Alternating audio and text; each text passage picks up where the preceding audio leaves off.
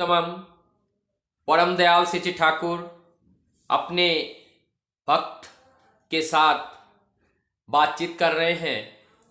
इस समय हमारे पूजनीय काजलदा वहाँ पे आते हैं, ठाकुर जी को प्रणाम करके बैठते हैं।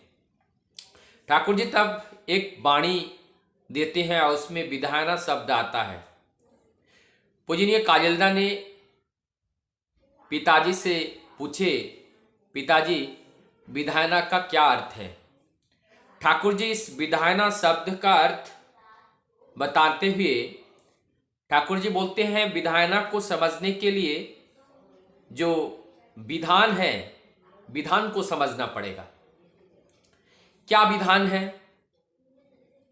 हमारे विधान का मतलब ठाकुर जी बोलते हैं धारण करना। तो हमारा शरीर का एक विधान है। विधान का क्या विधान है शरीर का? हमारी शरीर ठंड में गर्म कपड़े चाहिए, गर्मी लग रहा हो तो हवा चाहिए, ठंडी हवा चाहिए, भूख लग रही हो तो हमें भोजन चाहिए, और इस तरीके से प्यास लग रही हो पानी चाहिए, लघु शंका लग रही हो तो हमें जाना चाहिए। तो इस तरीके से ये शरीर का एक विधान है, मतलब शरीर का एक नियम है जो हमारा ये शरीर धारण किए हुए है।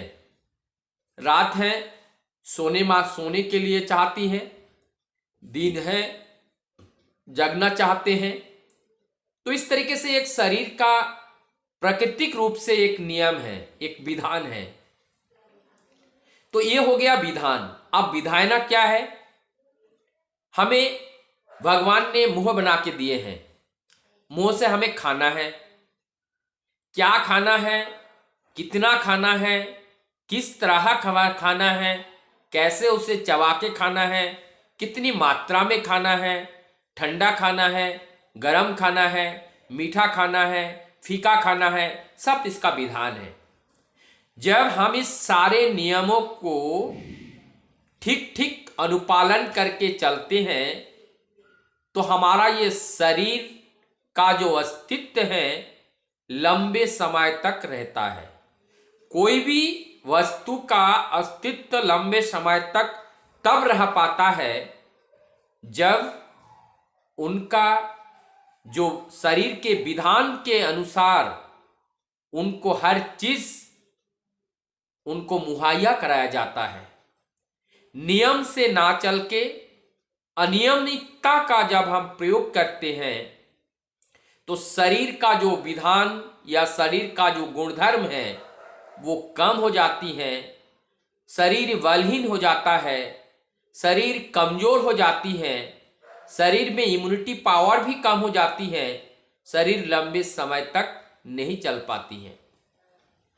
विधायना और एक एग्जाम्पल को हम बहुत सुंदर तरीके से समझ सकते हैं। ठाकुर जी ने शिक्षा विधायना दिया है। तो ये शिक्षा विधायना जो दिए हैं, ये शिक्षा विधायना का मतलब ठाकुर जी ये बताना चाहा कि शिक्षा कैसे होनी चाहिए।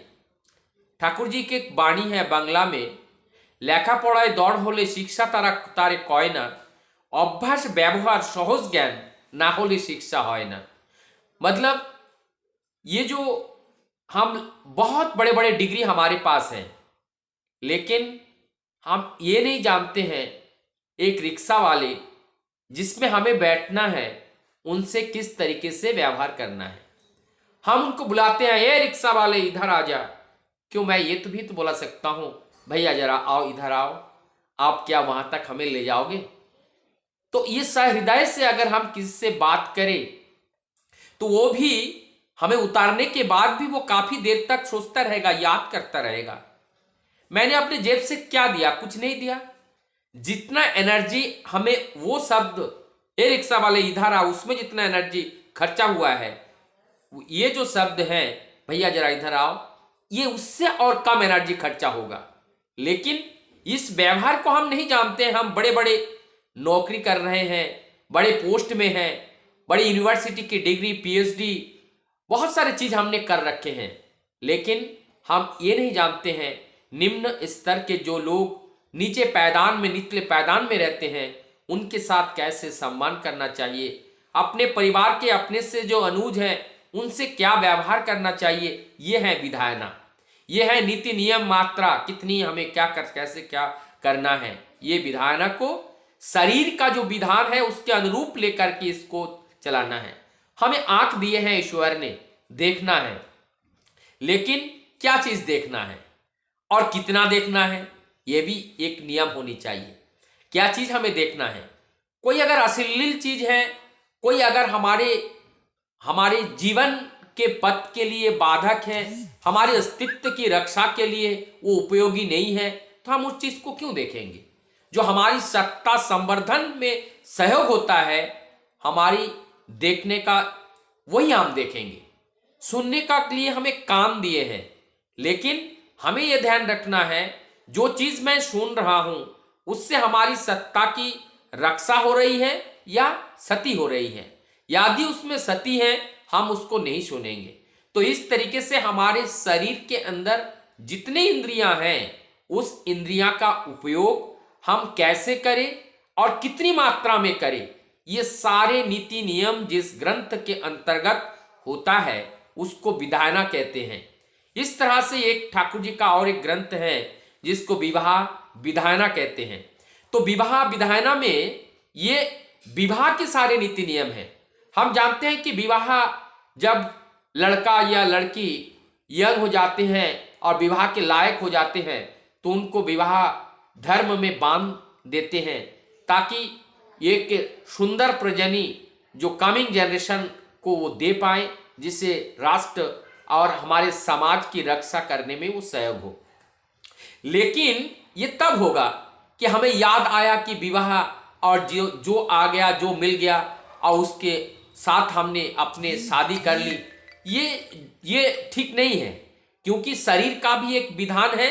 एक विधान क्या है? हमारी जो जेनेटिकल जो जीन है, हमारा जो डीएनए है, उसका भी एक विधान है, उसका भी एक सीक्वेंस है, वो भी एक नियम है। और उस नियम के अनुसार जब हम एक जो नेगेटिव सेक्स से जब हम मैरिज करते हैं, वो भी एक नीति नियम के अंतर्गत करना चाहिए। जैसे ठाकुर जी ने बोले हैं इनकॉम्पेटेबल मैरिज एंड कॉम्पेटेबल मैरिज, यानी कि जो अनुलोम विवाह और प्रतिलोम विवाह। तो ठाकुर जी ने अनुलोम विवाह को बढ़ावा दिए हैं। तो मतलब जो पुरुष होगा वो उच्च होगा, चारों ओर से वो 21 होगा, वो 20 नहीं होगा ना वो 19 होगा। और जो जेंट्स है वो ऊपर, वो हायर होगा, चाहे वो एजुकेशन में हो, चाहे वो अर्निंग में हो, चाहे वो हर चीज में। जब एक जेंट्स जब सुपीरियर होता है और उसके नीचे जब उनकी जो पार्टनर है, जो वाइफ है, जो धर्म पत्नी है, जब उसमें थोड़ा सा जब उससे जब नीचे होते हैं, उससे क्या होता है कि उनकी पति के प्रति उनका सम्मान बहुत अच्छा रहता है। और जब उनके पति के प्रति सम्मान अच्छा रहेगा तो उनके पति के प्रति श्रद्धा भी जब होगा, तो जब श्रद्धा होता है, रिस्पेक्ट होता है, तो जिसको हम रिस्पेक्ट करते हैं, सम्मान करते हैं, उनसे हम अच्छे चीज भी पाते हैं। तो इस तरीके से वो एक अच्छे संतान के जननी भी होने में सफल होते हैं। तो ये जो विधान और विधायना, इस चीज को हम लोगों को समझना होगा। मुझे लगता है जितना मैं समझ पाया हूं, मैं तो कोई ज्ञानी नहीं हूं, मैं बहुत ज़्यादा इस बारे में बहुत ज़्यादा जानता भी नहीं हूँ। मुझे अच्छा लगता है, मैं पढ़ाई थोड़ा सा स्टडी करता हूँ, उसमें से जो भी बातें, दो एक बातें मैं सोचता हूँ कि घर बैठ कर के भी हम अपने जो भाई बंधु है उन लोगों से हम संवाद चाहे डायरेक्ट ना कर पाएँ, हम इनडायरेक्टली, आज इलेक्ट्रॉनिक ज़माने की जो मीडिया है, माध्यम है, तो उस माध्यम से भी हम उन लोगों तक पहुँचे, ताकि हमारा परम दयाल की जो इच्छा है और परम दयाल जो चाहते हैं वो सब घर घर तक पहुँचे, उनकी जो वार्ता पहुँचे, उनका जो मिशन है वो मिशन पहुँचे, क्या वो चाहते थे। इससे एक अच्छा समाज का निर्माण होगा, जिससे जो हम आशा है, जो हम आशावान हैं कि हमारा भारत विश्व गुरु बनेगा और हमारा जो भारत है ये पूरा जगत को रास्ता दिखाएगा। तो ऐसे जो पुरुषोत्तम इस धरा पे, खास करके जो भारतवर्ष में, भारत भूमि में जो लोग आए हैं और आकर के हम सबको राह दिखाते हैं।